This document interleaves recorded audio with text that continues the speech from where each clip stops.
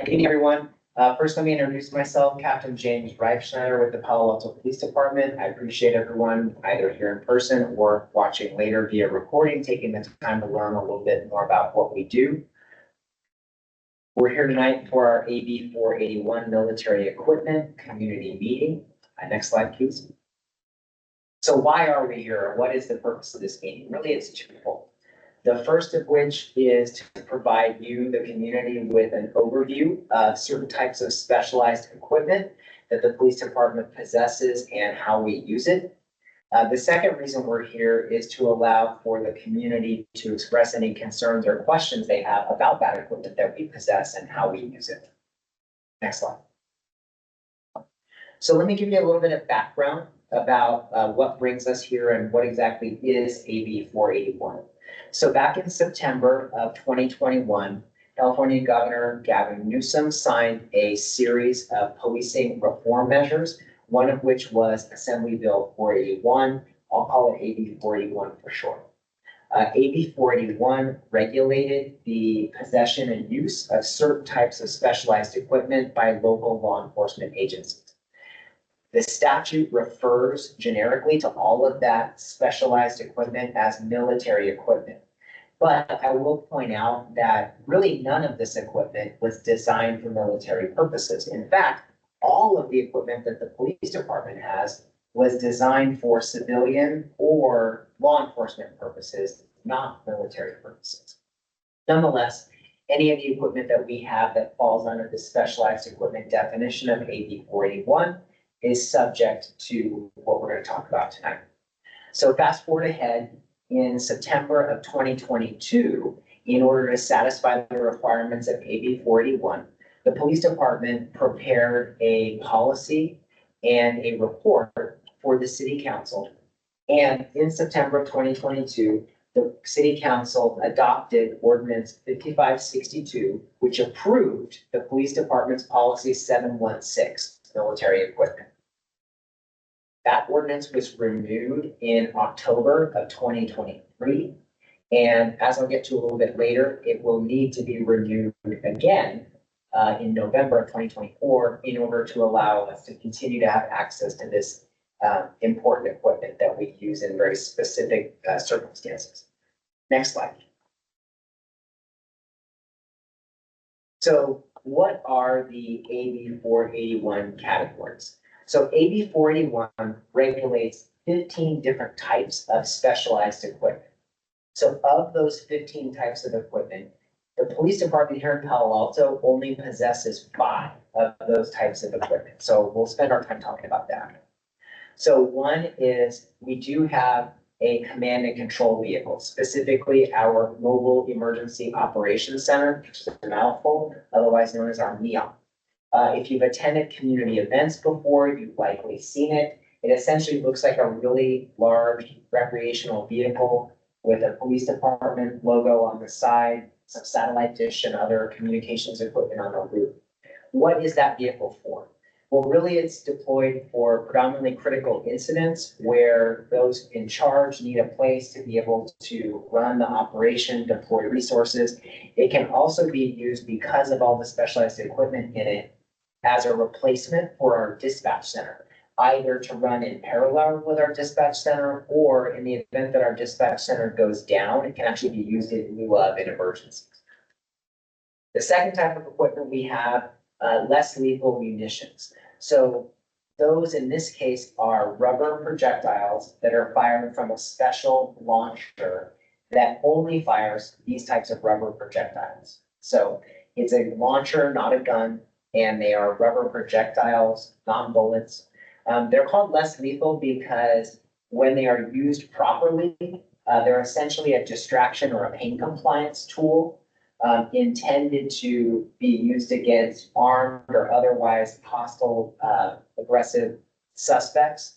And we ideally are using them to distract the suspect and allow officers to come in and safely apprehend that suspect. Chemical agents.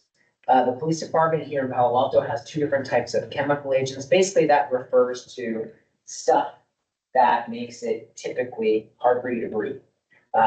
Officers, you probably know, carry pepper spray on their belts. That's an aerosol spray, basically hot pepper oil that's been aerosolized.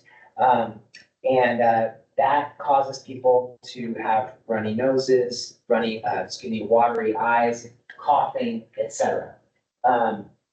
What we have are, one type of projectile we have is a projectile that's an awful lot like a paintball, that's fired from something that looks almost exactly like a paintball gun. And these pellets or balls, when they strike the ground or when they strike a person and they burst, instead of having paint inside, they have that aerosolized stuff inside them akin to pepper spray. So they're used the same way that we would use pepper spray to distract a suspect and allow officers to come in and safely apprehend that suspect without use of further force. The difference here is that the launcher allows our officers to deploy it from some distance, so they don't have to get so up and close to what might be an armed suspect. The other type of chemical agent we have are gas canisters. Those can either be deployed by hand or via a specialty launcher. Same principle there, although these canisters are intended for indoor use. So picture an armed suspect who's barricaded himself inside of a house and is refusing to come out. Instead of officers forcing their way into the house and having a potentially armed confrontation with a suspect inside of the enclosed house, we would deploy gas into the house. It's basically becomes uncomfortable for the suspect to continue to be inside the house. And the idea is the suspect will come out and surrender rather than stay inside the house with the gas. The next type of equipment we have is what's called a long-range acoustic device, otherwise known as an LRAD. If you want to think of it as a megaphone on steroids, that's really what it is, and it's really what it looks like. So it does two things better than a megaphone. One is it has the capability of being much louder than a traditional megaphone, and that can be useful in circumstances like a search and rescue type operation, or an operation where you're dealing with an armed suspect and you want to maintain distance. The other thing that the LRAD can do is it can narrow the field of the noise. So rather than your traditional bullhorn that's intended to communicate to a crowd, you can use the LRAD for that, but you can also use the LRAD for much more targeted communication by narrowing the band of the sound. And you can actually make the sound directional toward one house or one car, to make it clearer and less disruptive to those around the scene. The last type of equipment we have is a sniper rifle and the ammunition needed to operate the sniper rifle. So it is exactly what it sounds like. It is a rifle that is intended to be used by a specially trained SWAT marksman in the event of a circumstance where lethal force is authorized in defense of an officer, an innocent person, etc. It's designed to provide us with improved accuracy from a safe distance when faced with an armed suspect who is acting out. Next slide. So what does AB 41 require of us? I've alluded to a couple other things already. One thing that it does is it required on the front end, all police departments, Palo Alto included, to receive city council initial approval for us to continue to possess and use qualifying stuff we already had. So we went to council in 2021, presented them with a policy outlining what we already had and how we used it, and we obtained their blessing via ordinance to continue to possess that material and continue to use it in that way. It requires us to publish an annual report in which we document any uses of the equipment for a non-training purpose during the preceding 12 months, to document any complaints we've received about the use of the equipment or possession of the equipment during the preceding 12 months, to document any uses of the equipment that we found to violate policy within the prior 12 months. And lastly, it requires us to explain and divulge what expenditures we made in the prior 12 months toward this equipment and what expenditures we plan to make over the coming 12 months on qualifying equipment. Next, it requires us on an annual basis to host a community meeting just like this one, where we talk about our annual report and solicit any feedback the community may wish to provide.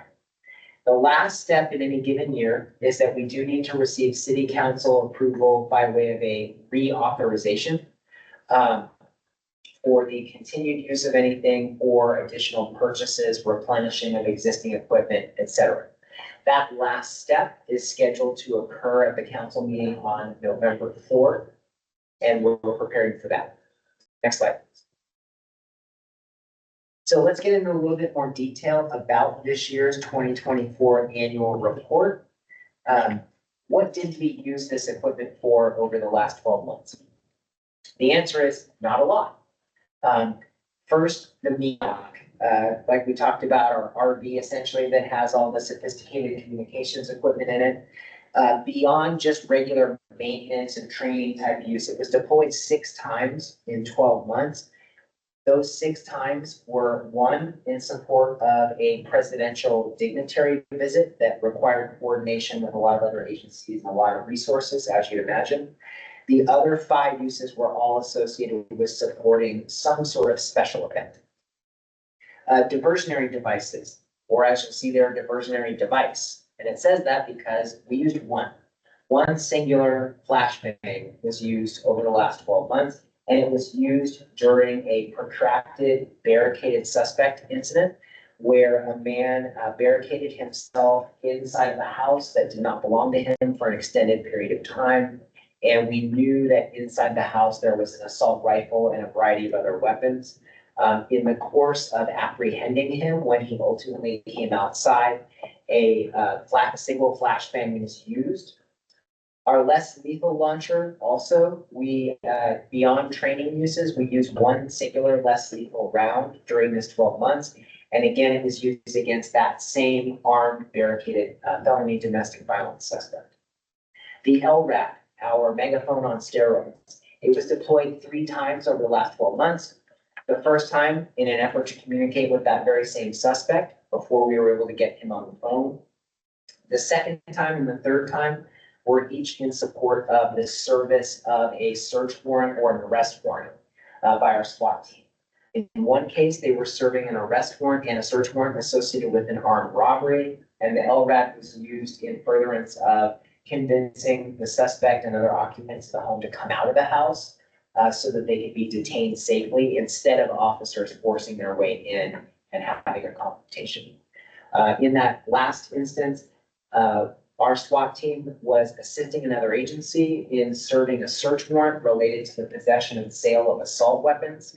Again, the LRAD was used to communicate with the occupants of the house and hopefully convince them to come outside.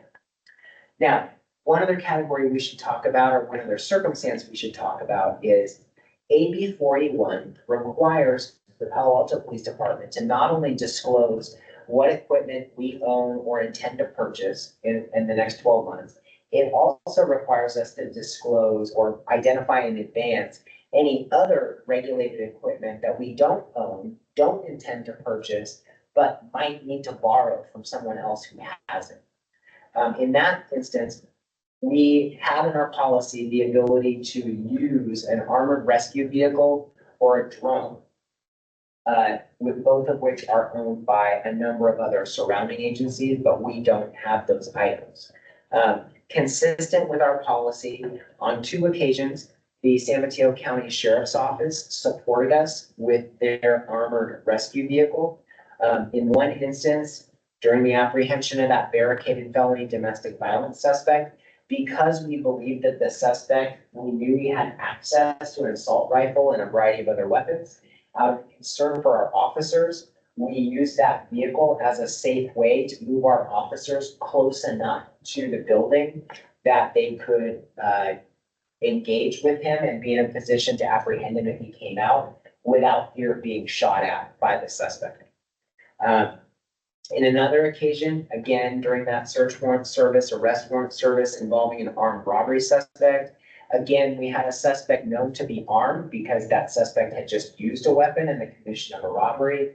And the armored vehicle afforded our officers a safe way to get close enough to the building to effect the service of those warrants. Drones. So on 3 occasions over the last 12 months, we were able to use or be supported by another agency's drones. Those drones are owned and were operated by trained members of those other agencies, but in furtherance of an operation of ours. So on one occasion, again, our felony domestic violence suspect, the drone was used to essentially monitor the exterior of the house and ensure that the suspect wasn't fleeing via somewhere other than the front door.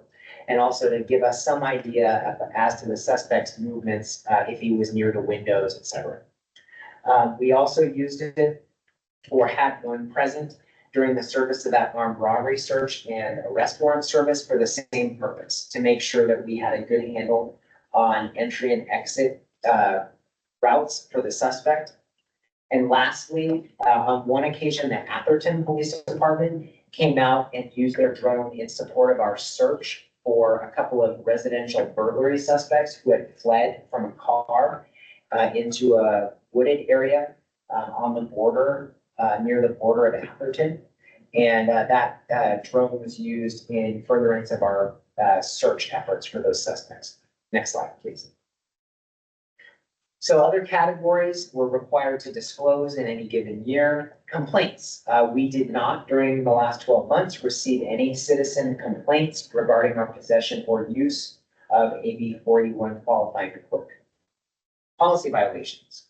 The few uses that I mentioned on the prior slide, each of those was investigated internally here at the police department and determined to have occurred within policy. So no policy violations were noted. Expenditures. So during the prior 12 months, as approved by council, we made two different expenditures associated with AB 41 equipment. First, there was approximately $29,000 worth of repairs and maintenance performed on the MEOC, and that has to do with the specialized communications equipment inside the MEOC. And we spent approximately $3,000 total on diversionary devices and chemical munitions. And that was specifically because last year the department made the choice to retire a prior series of flashbangs and a prior series of gas canisters in favor of replacing those items with newer types of each that are safer, both to deploy for the officer and also safer for a suspect against whom they're being deployed. Next slide, please. So what are our planned expenditures over the next 12 months? So at this time, our planned expenditures include maintenance costs associated with the MEOC not to exceed $30,000. Replacement of ammunition not expected to exceed $2,500. And that ammunition replacement is really associated with the ammunition that is expended as part of our SWAT marksman's monthly proficiency shoots, to make sure that that person is really dialed in and is proficient with that weapon in the unlikely emergency that it's needed. Approximately $1,500 is anticipated to be spent on diversionary devices, and that's simply to replenish devices that we anticipate being used during new SWAT operator training. So anytime a new SWAT officer is selected, they have to go to a multi-week training where they learn a bunch of specialized tactics, including the use of diversionary devices and chemical munitions. And we're responsible for sending them to that training course with an ample supply to be able to demonstrate that proficiency. Of note, we do not anticipate acquiring any new types of equipment at this time, or we're not asking the council to approve at this time the acquisition of any new types of equipment. Next slide. So what are the next steps? So on November 4th, our city council will do two things. They will review the 2024 annual report that I've just gone through in summary with you. And then they will be asked to consider renewing or reenacting the ordinance, which empowers the police department to continue to possess and use this equipment consistent with our policy. Next slide. So if you have any questions or concerns about the equipment that we use and have that's governed by AB 41, you're obviously welcome to ask now and I'll field those questions. If not, Your ability to ask those questions doesn't end now. In fact, you have that ability 365 days a year. So if you go to the police department's dedicated AB 481 equipment webpage, you'll find a bunch of information that may very well answer the question you have. But if you don't find the answer you're looking for there, there's actually a way to submit a question electronically via that portal that will be seen by me. And I will respond to your question directly and provide any information I can about our AB 41 equipment. Following this meeting, if you go to that website, you'll find a few things in addition to those frequently asked questions. You'll find our policy, you'll find this year's annual report, you'll find last year's annual report, and as soon as we can make it happen, there will also be a recording of this meeting for your reference. Next slide. So we've come to the conclusion of my planned remarks about the annual report. I appreciate your attention, whether you're here in person or whether you're watching this later. And again, if you have any questions or concerns, we are here to answer them. Thank you.